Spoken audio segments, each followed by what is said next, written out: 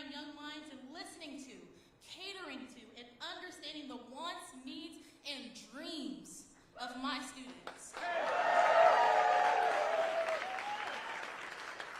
Having a president who respects and values educators means so much to me. President Biden knows that unions not only play a critical role in our economy, but they make this country stronger. Thanks to his administration, we're continuing to protect workers' rights, create more good-paying union jobs, and provide for working families, which is what it counts to. President Biden is keeping his promises, and the list is long. From record job growth, to rebuilding our infrastructure, to lowering costs for prescription drugs, and helping keep guns out of our classrooms.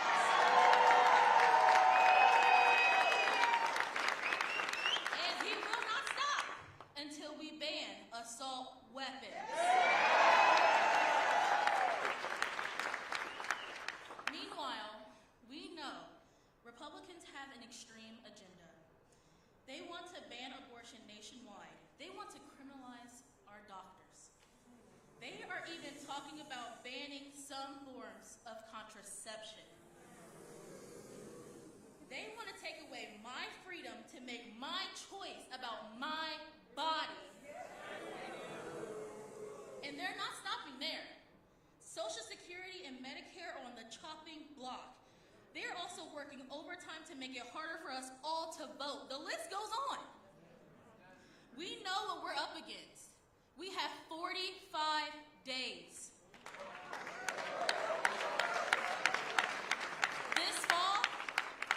This fall, we need to knock on the doors. This fall, we need to make the phone calls. This fall, we need to send some text messages. And this fall, we need to stand up for our democracy.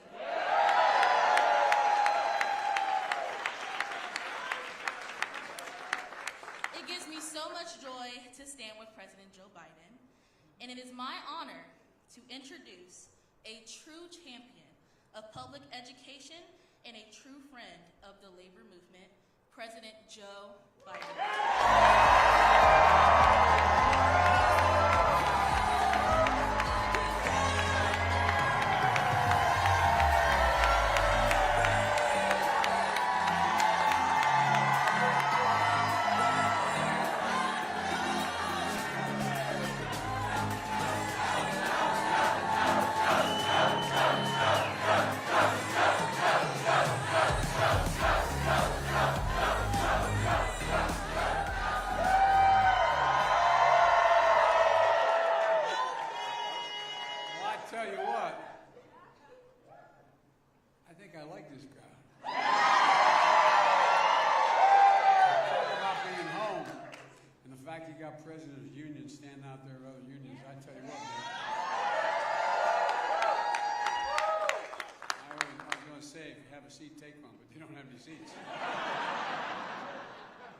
Look, Deja, that was a great. She's pretty good for someone last year in college. You know.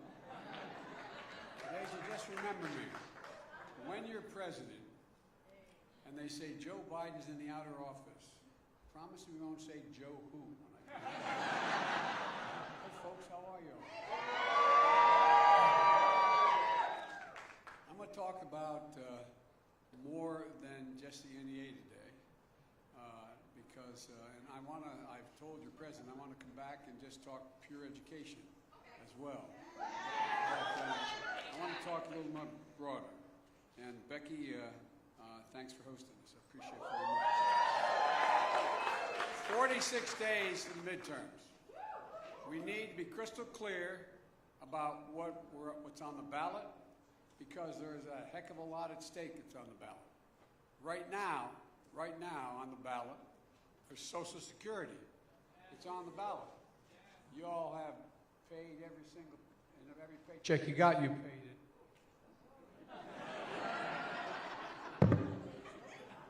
You paid into. Holy mackerel. Anyway, but there's There's a lot, really, truly, there's a lot in the ballot. My dad used to have an expression. He'd say, Joey, don't compare me to the Almighty, compare me to the alternative. And we have a real alternative here that this is not going to be an election that isn't of significant consequence. Gun safety for our kids and gun violence on the ballot. The idea that you start school this year and kids in many parts of the country are learning how to duck and cover rather than, no, I'm serious, think about it. Rather than talking about reading, writing, and arithmetic is a very different circumstance.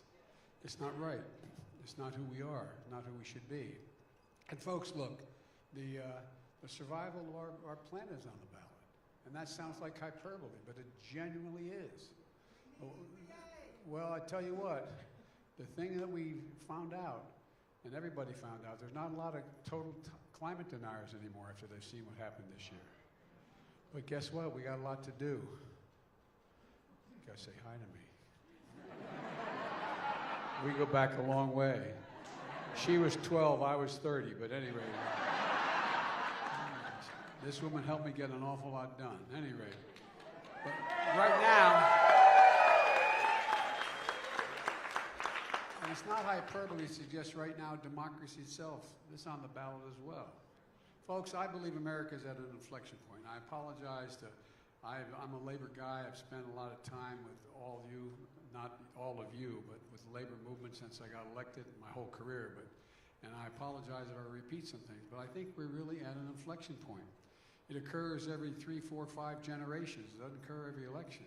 And by inflection point, I mean that these moments, these are going to determine the shape of everything to come after, what we do now. What we do in the next several years is going to determine what this country looks like in 25 and 30 years. It's that consequential. Now, 46 days to choose, 46 days. And the path offered by Democrats is contrasted with the one offered by the MAGA Republicans. And by the way, not all Republicans are MAGA Republicans. So I want to make that clear. And for years and years, I had a reputation. I remember I got beat up in the campaign by saying that I wanted to unify the country and unify the parties. I used to be able to do that. But things have changed a whole bunch. The MAGA Republicans control the Republican Party right now, and that's self-evident. That's self-evident. So there's a lot at stake here. And I'm going to talk a little bit about that right now. Earlier today, after opposing and obstructing everything we tried to do to stop progress for the last 2 years, the House Minority Leader, Kevin McCarthy, went to Pennsylvania and unveiled on what he calls a commitment to America. That's a thin series of policy goals with little or no detail that he says Republicans are going to pursue if they regain control of the Congress. In the course of nearly an hour, here's a few of the things we didn't hear. We didn't hear him mention the right to choose. We didn't hear him mention Medicare. We didn't hear him mention Social Security. So let's take a look at what Kevin said today. He said Republicans want to, quote, preserve our constitutional freedom. That sounds great. I'm for doing that as well. We all are. But look at what they've actually done. The MAGA Republicans just cheered and embraced the first Supreme Court decision in our entire history, the first one in our entire history, that just didn't fail to preserve a constitutional freedom. It actually took away a fundamental right that had been granted by the same court to so many Americans, the constitutional right to choose. And now nearly half the states in the United States of America have either passed a ban on abortion or will shortly. And in many states, abortion is already banned even in cases of rape and incest. A fundamental change. Already 166 House Republicans have signed on to a bill that would ban abortion nationwide. And the senior senator from South Carolina, Lindsey Graham, has proposed a national ban on abortion with criminal penalties put on doctors and put them in jail if they in fact violate the ban. So in 46 days, America's going to choose. If Republicans win control of the Congress, abortion will be banned. And by the way, it will be initially banned, but if they win Congress, I will veto it.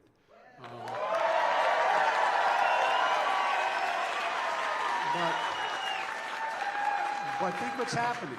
They're banning it in case of rape and incest in many states. No exceptions. And they're trying to criminalize it nationwide. But if you give me 2 more Democratic senators in the United States Senate, I promise you,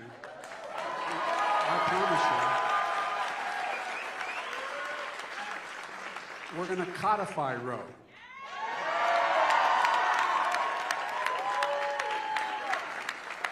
We'll once again make Roe the law of the land, and we'll once again protect a woman's right to choose. And the power to get this done is in the hands of the American people, especially the women of America. No, really, Justice Alito said the women can decide the outcome of this election, paraphrasing some quote in the actual decision. Well, he ain't seen nothing yet.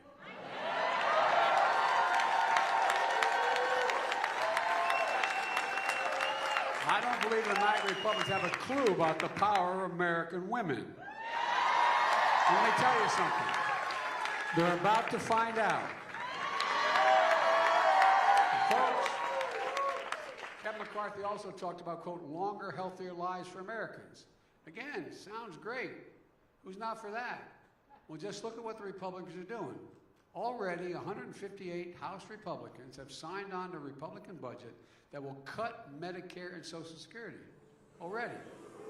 The man in charge of electing Republicans in the U.S. Senate, Senator Rick Scott of Florida, has proposed a plan to put Social Security in the chopping block every 5 years. De novo. No, I know this sounds like, but I really mean it.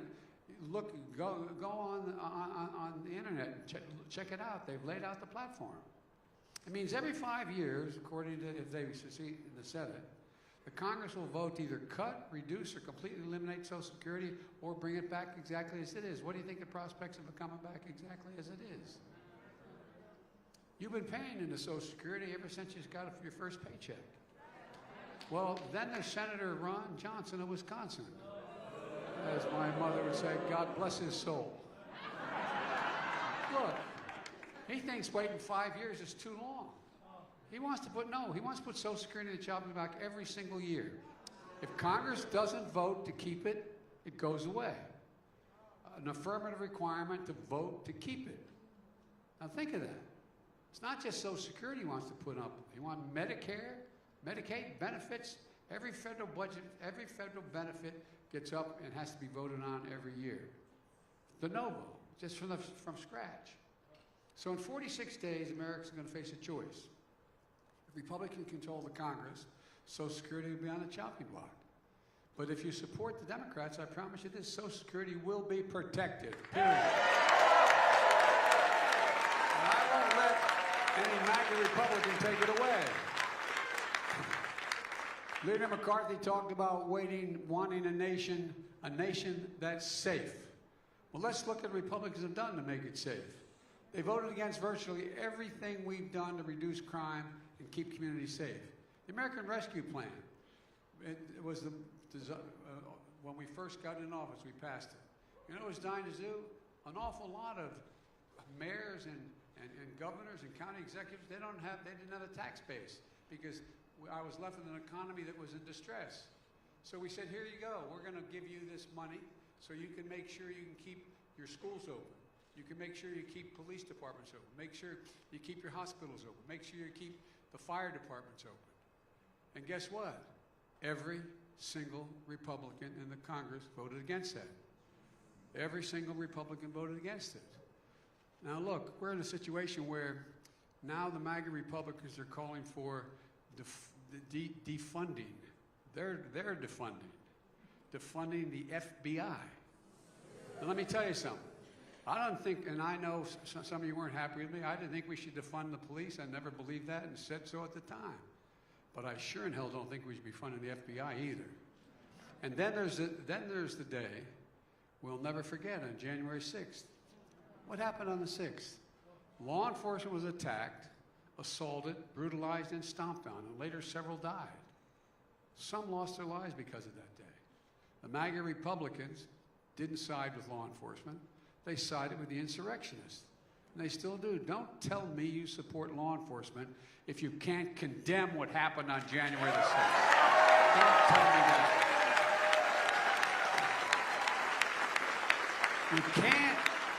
You can't be pro-law enforcement and pro-insurrection.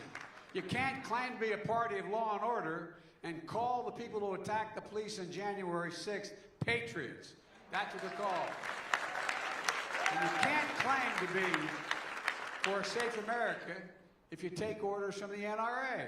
Look, we just passed the most meaningful gun safety law in 30 years in this country, but most Republicans voted against it. Some, thank God, joined us and we passed it and sided, but most sided with the NRA. After Buffalo, Uvalde, Newtown, El Paso, Parkland, Charleston, Las Vegas, Orlando, I went to every one of those places. I spent hours and hours and hours with those families. Not a joke. Not a joke. Hours with them.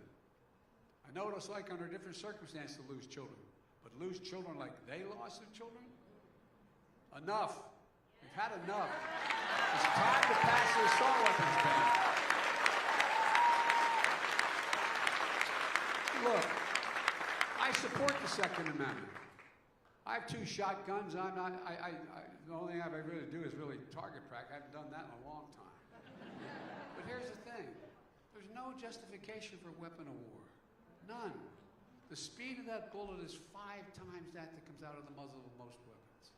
It can penetrate your vest. By the way, as I pointed out when I got it passed the first time as a senator, in Delaware, we're a big gun owning state. A lot of duck hunters, a lot of hunters. And I'd be going, and I literally went up and down the streams campaigning and going to the people who were who belonged to the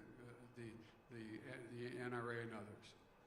And I'd say, how many deer out here are wearing Kevlar vests? No, but I'm seriously, think about it. What in God's name do you need an assault weapon for? It's an assault weapon designed to kill people, to defend America, to defend people. But folks, look, it's way out of hand. I've taken on the RNA and I beat them before and I plan on doing it again.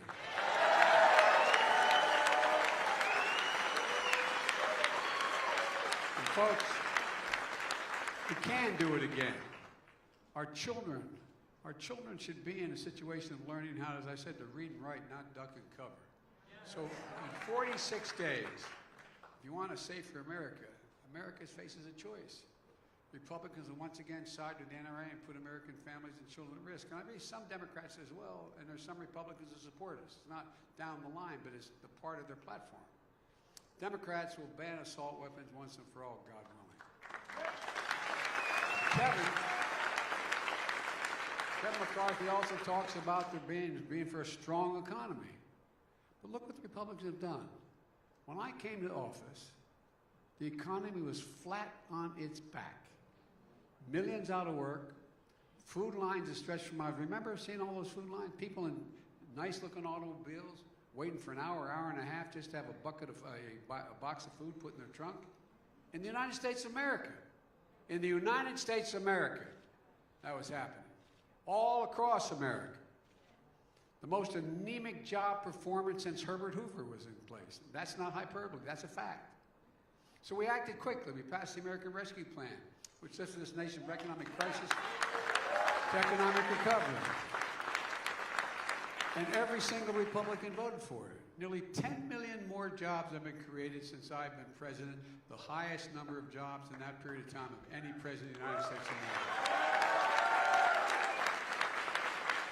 We have a 3.7% unemployment rate, the lowest in more than 50 years. A record number of new small businesses created, and over 668,000 new manufacturing jobs in America. The American Rescue Plan helped keep teachers, police officers, firefighters, first responders on the job. It provided the money needed to get schools open, and it was a big reason we have been able to vaccinate over 220 million Americans. More to do. The infrastructure law we passed, we did get some Republican help for that. That infrastructure law is the most significant investment in America since President Eisenhower's interstate highway system. Now, some Republicans voted for it, and some were critical. But the truth is, there's a lot more Republicans out there taking credit for the new bridges and those bugs that are collapsing than actually voted for it. I love going by and they're, and this is a great thing. I voted against it, but this is a great thing. But folks, in addition to inheriting a failed MAGA Republican economy, we also confronted a global pandemic and Putin's war in Ukraine. And that's driven the global inflation we see today. That's why it's so important that we pass the Inflation Reduction Act, which I proposed from the beginning but didn't get passed till this summer. This law will cut costs for families, help reduce inflation at the kitchen table, the way we always measured inflation. And my dad was a graceful, hard-working guy. He worked a lot his whole life. And my dad used to talk about whether inflation or the situation of a family that have breathing room is at the end of the month when you paid all your bills, did you have a little bit left? Just a little bit left. So there's more than one way to deal with the inflation of a family, to lower the price of the things they have to deal with. Because that's what folks at home think about. How much are their monthly bills? How much do they have to pay for the necessities? This law is going to give them just a little more breathing room, as my dad would say. We pay more for our prescription drugs than any nation in the world. Well, for years, so many of us, for a long time, and many of the unions in here, every one of the unions here, have been trying to fix this problem. For years, Big Pharma has blocked us in Medicare from negotiating drug prices. But not this year. We beat Big Pharma. Finally beat them, first time. Big Pharma lost. And folks, now Medicare will have the power to do what so many Democrats and many Republicans in the past talked about doing, lowering prescription drug prices. They pay billions of dollars, they can negotiate lower prices like other countries do. And the seniors, we passed a law saying beginning in January, no senior, no matter what the cost of their prescription drugs, cancer drugs or whatever drugs they have, and some of them can be $60,000, $70,000, $80,000 a year. No senior will have to pay, no matter what the cost of their drugs, more than $2,000 a year. Beginning in January. And if you're on Medicare and you have diabetes, the cost of insulin, instead of being 30 to 40 to 50 times more than the cost to make the insulin, it costs $10 to make that insulin. 10. And package it. But now, you cannot charge any senior, and we should make it for everybody. They voted down the other piece, but every senior will not have to pay more than $35 a month for the cost of the insulin. We wanted to cut the cost of insulin for everyone, including the hundreds of thousands of children who have type 1 diabetes.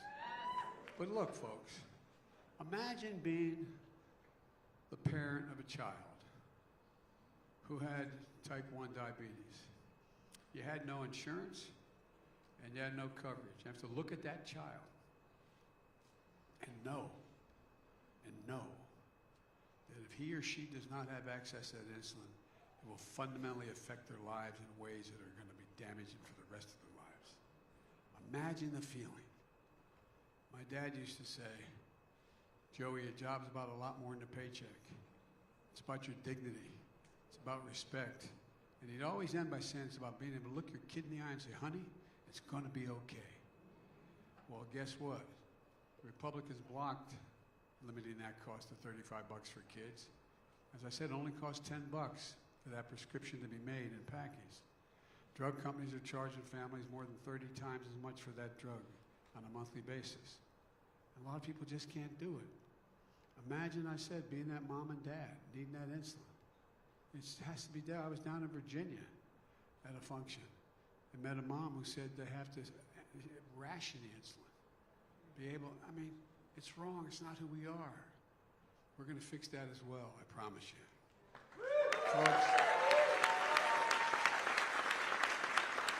bottom line, this law is going to lower energy costs as well. Gas prices, I know I got criticized for going into the stockpile. Well, guess what? Gas prices are down $1.30 a gallon. And in 41 states, plus the District of Columbia, the average gasoline price is less than $2.99. Look, the law makes the biggest investment ever. We invest in climate crisis. $369 billion to deal with the climate crisis. And it makes the tax code fairer. In 2020, 55 of the biggest corporations in the country paid $0 in federal income taxes. And they made $40 billion. It's not right. So we put a stop to it by enacting a corporate minimum tax at only 15%. Today's a big profitable corporations paying nothing in federal income tax is over. And guess what? Every single Republican voted against the Inflation Reduction Act. When it actually comes to actually doing something about inflation, Republicans said no. And they said time and again that the first chance they get, they're going to repeal the Inflation Reduction Act. And here's what else Republicans are, in terms of their fiscal recklessness. Donald Trump and Republicans had no problem enacting in his 4 years a $2 trillion tax cut that overwhelmingly benefited the top 1%. And they didn't pay for a penny of it. And it massively increased the federal deficit. Meanwhile, you know, we always say the Democrats are the big spenders. We brought down the deficit. $350 billion the first year and nearly $1.5 trillion this year. And the Inflation Reduction Act is going to reduce it another $300 billion because over the next 10 years, because Medicare can pay less for the drugs they have to buy for the seniors. So I don't want to hear it from Republicans. They're the ones who blew up the deficit. They're the ones, when we're the ones bringing it down. And now, thanks to the historic deficit reduction act, we can afford to cancel $10,000 in student debt and $20,000 if you're on a Pell Grant. For tens of millions of Americans making under $125,000, it's a game changer. The Republicans are already looking for their hand-picked judges to deny relief to those hard-working Americans. They will not succeed, in my view, but that's what they're looking for. And finally, with a straight face, Kevin McCarthy says that MAGA Republicans are going to restore faith in our elections. As we say in my faith, bless me, Father, for I have sinned.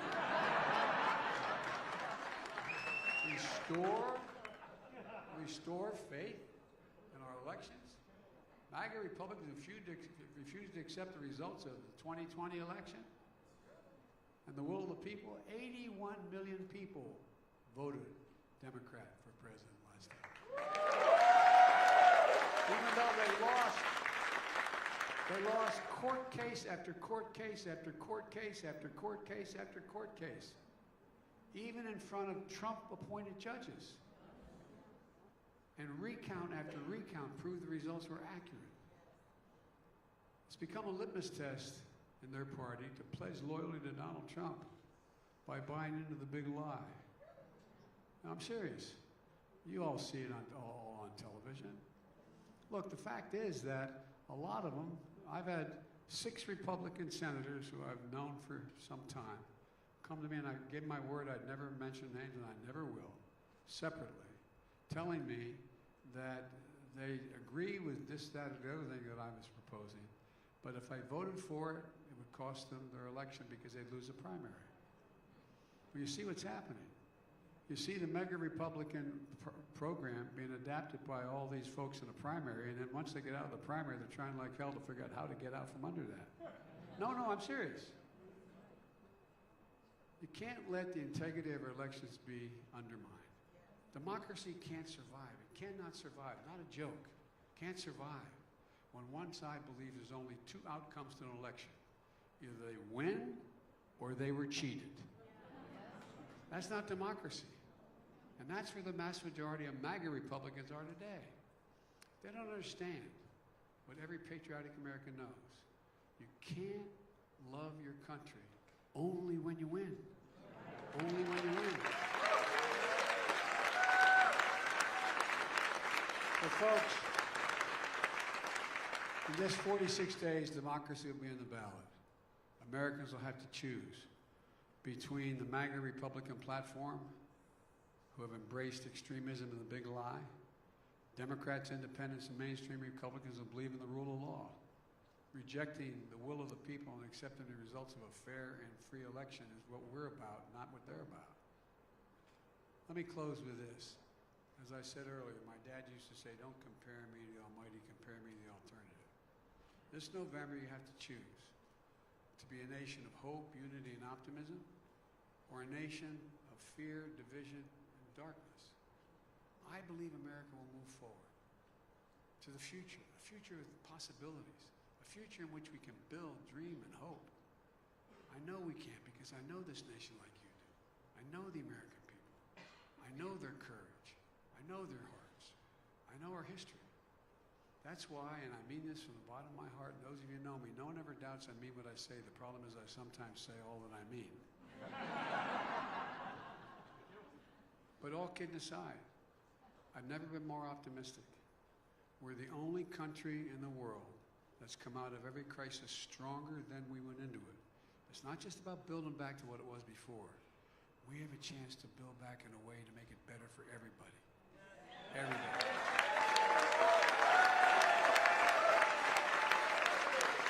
And I want to get back to the time when I'm debating Republicans who are conservative as heck but believe in the institutions. Believe in the institutions. Have a fair and square fight about what we're doing. Think the court and the Congress and the presidency are independent branches of government and should be treated with respect. That's what I'm looking forward to. You just got to remember who in God's name we are. We are the United States of America.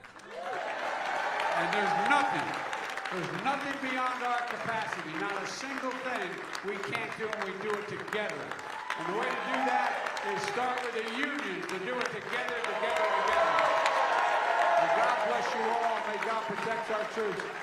And I should have started off by saying, excuse my back when I'm speaking. I apologize. Thank you all very much. God bless you all. Let's keep it going. Thank you.